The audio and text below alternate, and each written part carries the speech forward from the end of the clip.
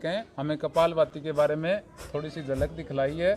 अच्छी तरह सीखना है तो आप 4 बजे आएँ यहाँ पर। 4 बजे आकर आपको जो भी योगासन, जितनी आपकी सामर्थ्य है, जैसी आपकी उम्र है।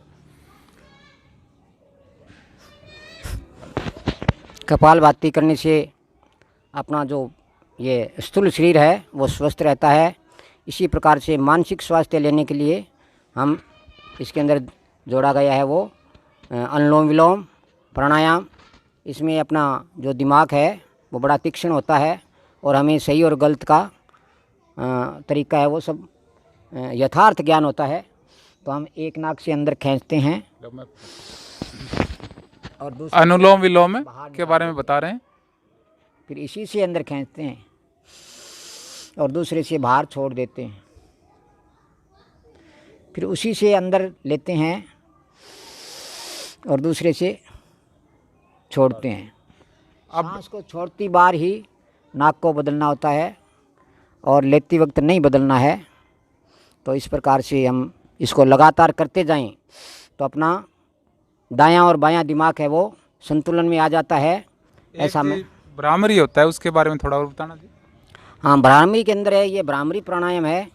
ये अपने माइग्रेन के लिए बहुत बढ़िया है। हाँ। और जो आजकल नाड़ी शोधन के अंदर इसका बहुत अच्छा प्रयोग कर रहे हैं लोग। तो ये अच्छी सही बात है ये कि भ्रामरी करने से सिर दर्द नहीं होता है कभी, और जो ब्रेन की समस्या कभी नहीं आएगी भ्रामरी करने वालों को। तो भ्रामरी के अंदर क्या करते हैं, सांस को नाक से अंदर खींचते हैं और एक एक अंगुली माथे पे लगाते हैं, 3 अंगुलियों से आंखें बंद करते हैं, अंगूठी से कान बंद करते हैं और सांस को अंदर गहरा भरते हुए ओम की गुंजन के साथ सांस को बाहर निकालते हैं। जैसे देखो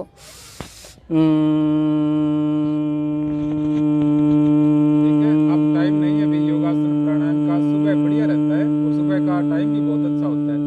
मैं तो प्रयास करता हूँ भी आपको तरीका ठीक लगे। आप गांव फेपाणा में इस विद्यालय में आकर सुबह 4 बजे आएंगे तो सबके लिए सेवा उपलब्ध कराते हैं, नियमित अभ्यास कराते हैं, इसीलिए मैं ये वीडियो बनाता हूँ। भ्रामरी की तरह ही उद्गीत होता है। हाँ जी। उसमें कंठ की अनेक बीमारियां और जैसे मधुमेह आदि सभी बीमारियां हैं वो उससे दूर होती रहती है। तो इसमें भी सांस को गहरा भरते हैं नाक से और छोड़ते वक्त मुंह को थोड़ा सा खोल करके कंठ से इसमें ओम की ध्वनि निकाली जाती है।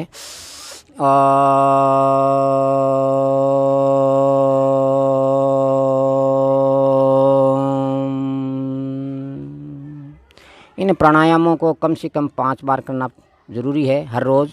एक बद्धकोणासन होता है जी, बटरफ्लाई। वो हाँ, बटरफ्लाई आजकल प्रोस्टेट की ग्रंथि है, उसमें समस्या आ रही है पुरुषों के, तो वो हल्का सा आसन है। तो उसको तितली आसन बोलते हैं। इसके अंदर दोनों ठीक है। मैं आपको कई बार वीडियो में जल्दबाजी में बताता हूँ, मैं एक सोचता हूँ 5-4 मिनट में मुझे जानकारी है वो मैं बता दूँ।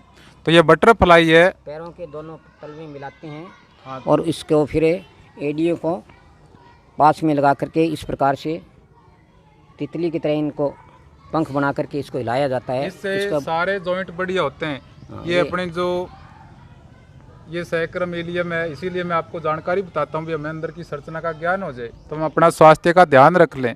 ये जो जोड़ होते हैं ये मजबूत रहते हैं, ये हड्डियाँ जो लिगामेंट से मजबूती से बंधी रहती हैं ये ठीक रहती हैं। इसके अलावा यहाँ पर जो कूल्हे का ये जो ग्रीस होता है, ये सारी व्यायाम होते हैं। यदि 5 मिनट इस आसन को किया जाए तो बहुत ही आसान आसन है। बहुत सी बीमारियाँ, ये प्रोस्टेट की समस्या आती है, एक मांसपेशियों से बड़ी ग्रंथि होती है, तो वो बढ़िया रहे, सारी मांसपेशियाँ मजबूत रहती हैं इससे भी। जितने भी अपने जोड़ के आसपास की कूल्हे की जितनी भी मांसपेशियाँ हैं, बहुत बढ़िया आसन है। एक कई बार घुटनों की समस्या आती है, ये घुटने जो युवा होते हैं उनके ऐसे हो जाते हैं। तो यदि ये बटरफ्लाई आसन किया जाए तो बटरफ्लाई आसन का तरीका कितना बढ़िया है। इनमें देखो मुझसे ज़्यादा सामर्थ्य है, मेरा अभ्यास कम है, प्रयास में ज़्यादा करता हूँ। कितना बढ़िया है भी। थोड़ा सा आप अपनी सामर्थ्य के अनुसार ही योग करें। कोई भी शिक्षक को उनकी सामर्थ्य अलग होती है, आप हमेशा अपनी शक्ति का ध्यान रखना चाहिए। तो ये बटरफ्लाई जो बद्धकोणासन है ये 5 मिनट बहुत आसान आसन है, बहुत लाभ है इसके। चलो बहुत बहुत धन्यवाद है। भी गर्मी का टाइम है, हमें अच्छा टाइम दिया। सुबह आना है तो आप मार्गदर्शन में सीख लें। आपको कोई लास्ट में बताना है तो बता सकते हो जी। हाँ, हमारे यहाँ फेफाना में हर रोज़ मैं योग की क्लास लगाता हूँ 15-20 साल से। अभी हमारे स्टेडियम में स्कूल के पीछे हर रोज़ 4 से 6 बजे क्लास लगती है। अगर कोई लाभ लेना चाहे, सीखना चाहे, वहाँ बच्चे बूढ़े सब आते हैं। हमारे एक गुरुजी 95 साल के हैं, वो भी योग करने के लिए मेरे पास में आते हैं। हरिश्चंद्र जी दिल्ली आते हैं हम वहाँ। तो कोई सेवा लेनी चाहिए हमारी तो हम दे सकते हैं। किसी को घर पर भी सीखना हो तो हम जाकर भी सिखा सकते हैं और आकर के भी सीख सकते हैं।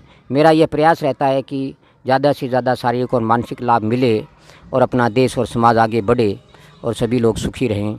सर्वे भवन्तु सुखिनः, सर्वे सन्तु निरामया, सर्वे भद्राणि पश्यन्तु, माँ कश्चित् दुख भाग भवेत्। इसके साथ ही नमस्ते। चलो ठीक है, आपके पास कोई योग अभ्यास वाले योगाचार्य ना हो तो आप मार्गदर्शन में सीखें, बहुत बढ़िया करवाते हैं। निःशुल्क सेवाएं अच्छी तरह से आप पाएँ, सही सिस्टम से अनुशासन से सीखें ताकि ज़्यादा जुड़ें तो योग का प्रचार ज़्यादा हो। इसी भावना से मैं वीडियो में आपके साथ शेयर करता हूं। मुझे बहुत अच्छा लगा इनसे बात करके। 20 टाइम योग का टाइम नहीं है लेकिन फिर भी बताया भी आप इनका तरीका देखकर शायद आपके मन में प्रेरित हो जाएं यहाँ पे और योग से जुड़ जाएं। ठीक है जी, बहुत बहुत बढ़िया। आपको भी धन्यवाद। आप